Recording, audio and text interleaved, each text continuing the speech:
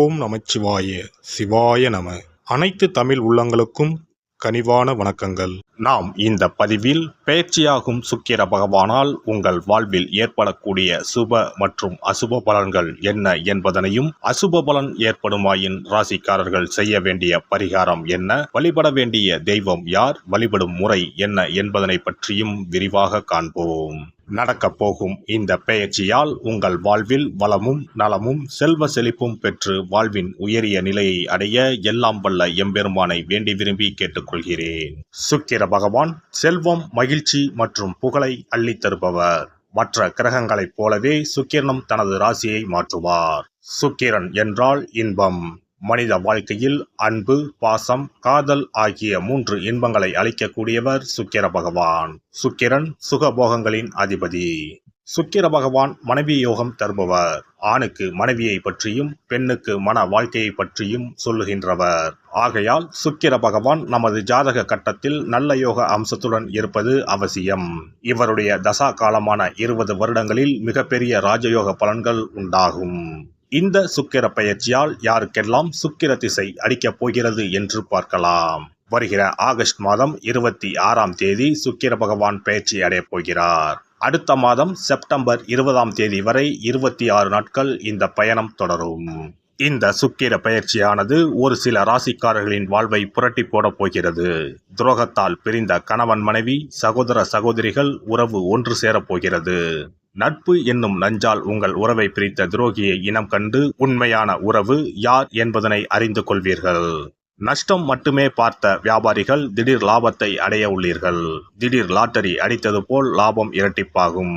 சனி பார்வையினால் ஏற்படும் காம சிந்தனைகள் இந்த சுக்கிர பெயர்ச்சியால் சரியாகும். தகாத பெண் உறவை தவிர்த்து ஆன்மீக பயணத்தை தொடர்வீர்கள். சதி எதுவாக இருந்தாலும் அதை முறியடிப்பது சிவனின் விதியாகும். சிவனின் துணை இருந்தால் எதிரில் எமனே வந்தாலும் சமாளித்து வெற்றியடையலாம். இனி உங்கள் ராசிக்கான பலன்கள் என்ன என்பதனையும் அதற்கான பரிகாரம் என்ன என்பதனையும் காண்போம். துலாம் ராசி அன்பர்களே, இந்த பயிற்சி காலகட்டத்தில் வெளி வட்டாரத்தில் மதிப்பும் மரியாதையும் அதிகரிக்கும். அரசாங்க வகையில் எதிர்பார்த்த காரியங்கள் அனுகூலமாக முடியும். தந்தை வழி உறவுகளால் ஆதாயம் உண்டாகும். பணவரவு கணிசமாக உயரும். குடும்பத்தில் மகிழ்ச்சியும் உற்சாகமும் நிலவும். கணவன் மனைவிக்கு இடையே அந்யோன்யம் அதிகரிக்கும். உறவினர்கள் வருகையும் அதனால் மகிழ்ச்சியும் உண்டாகும். உறவினர்களிடம் எதிர்பார்த்த காரியங்கள் அனுகூலமாகும். வீடு மனை வாங்கும் முயற்சியில் தற்போது ஈடுபட வேண்டாம். புதிய முயற்சிகளில் வெற்றி கிடைக்கும். எதிரிகளின் தொல்லை இல்லாமல் போகும். அவர்களால் மறைமுக ஆதாயமும் கிடைக்கக்கூடும். முக்கிய முடிவுகளை துணிச்சலுடன் எடுப்பீர்கள். உங்கள் முயற்சிகளுக்கு மனைவி, மகள் உள்ளிட்ட குடும்ப பெண்கள் பக்கபலமாக இருப்பார்கள்.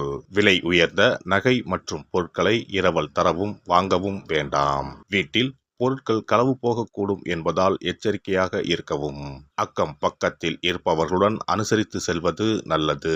உடல் ஆரோக்கியம் மேம்படும். அலுவலகத்தில் ஓரளவுக்கு முன்னேற்றமான சூழ்நிலையே காணப்படுகிறது. எதிர்பார்த்த சலுகைகள் கிடைக்கும். சக ஊழியர்கள் உங்கள் பணிகளில் ஒத்துழைப்பு தருவார்கள். உங்களின் கோரிக்கைகள் ஏற்றுக்கொள்ளப்படும். பதவி உயர்வு, ஊதிய உயர்வு கிடைப்பதில் இருந்த தடைகள் விலகும். தொழில் மற்றும் வியாபாரத்தில் முன்னேற்றம் ஏற்படும். விற்பனையும் லாபமும் எதிர்பார்த்தபடியே இருக்கும். அரசாங்கத்திடம் எதிர்பார்த்த லைசன்ஸ் போன்ற விஷயங்கள் எளிதாக முடியும். வியாபாரத்தை விரிவுபடுத்தும் எண்ணம் இருந்தால் அதற்கான முயற்சிகளில் ஈடுபடலாம். பெண்களை பொறுத்தவரை இந்த காலகட்டம் மகிழ்ச்சி தருவதாக இருக்கும். கணவரிடம் எதிர்பார்த்த காரியங்கள் அனுகூலமாகும். உறவினர்களிடையே மதிப்பு மரியாதை அதிகரிக்கும். அலுவலகம் செல்லும் பெண்களுக்கு எதிர்பார்த்த சலுகைகள் கிடைக்கும். கலைத்துறையினர் மற்றவர்களுக்கு உதவ போய் வீண் பிரச்சனைகள் உண்டாகலாம். கவனம் தேவை. வாகனங்களில் செல்லும் போது எச்சரிக்கையாக செல்வது நல்லது.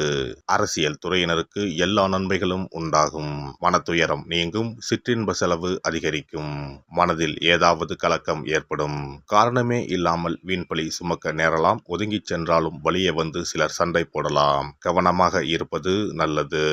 மாணவர்கள் எதையும் ஒரு முறைக்கு பலமுறை யோசித்து செய்வது நல்ல பலன் தரும். வியாழக்கிழமைகளில் தட்சிணாமூர்த்தி வழிபாடும் ஞாயிற்றுக்கிழமைகளில் விநாயகர் வழிபாடும் நலம் சேர்க்கும். சிறப்பு தொகுப்பு. கழுத்தை நெரிக்கும் கடன் பிரச்சனையால் கஷ்டப்படுபவர்களுக்கு எளிய பரிகாரங்கள் உள்ளன.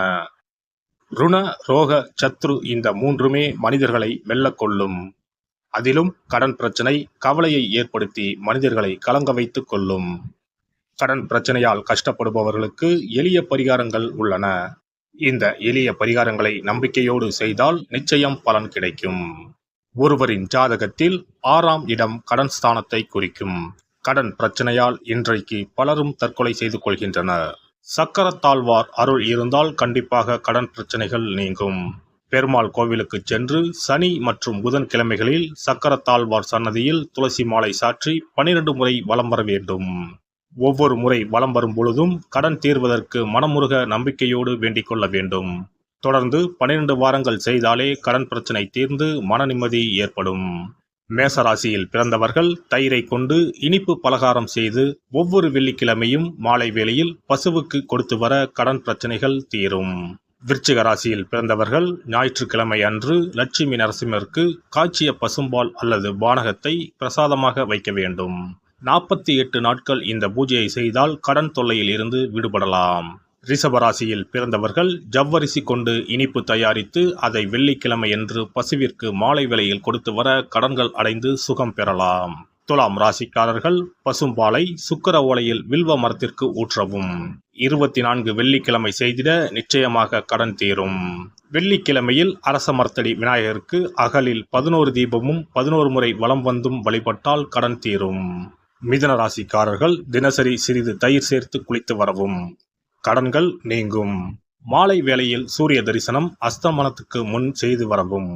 கன்னி ராசிக்காரர்கள் சனிக்கிழமைகளில் உளுந்து வடை தானம் செய்யவும். அதை நீங்கள் உண்ணக்கூடாது.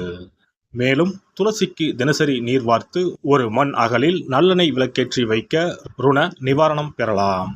கடகராசிக்காரர்கள் ஒவ்வொரு ஞாயிறும் சிறிது வெள்ளக்கட்டியை ஓடும் நீரில் விழவும். கடன்கள் வெள்ளம் போல கரைந்துவிடும். சிம்ம ராசியில் பிறந்தவர்கள் ஒவ்வொரு சனிக்கிழமையும் அரச மரத்தடியில் மண் அகலில் நல்லெண்ணெய் ஊற்றி கருப்பு திரி கொண்டு 8 விளக்குகள் ஏற்றி வர கடன்கள் அழிய வழி பிறக்கும். மகர ராசிக்காரர்கள் சனிக்கிழமைகளில் எள்ளுருண்டை செய்து பலருக்கு தானமாய் கொடுத்து வர கடன் தொல்லைகள் நீங்கும். கும்பராசிக்காரர்கள் வியாழன் மாலை 6 மணிக்கு குங்குமப்பூ சேர்த்த பாதாம் கீர் செய்து மகா விஷ்ணுவுக்கு நிவேதனம் செய்து முதலில் தான் அறிந்துவிட்டு பின்பு மற்றவருக்கும் தானமாய் கொடுத்து வர கடன்கள் மலமளவென அடைபடும்.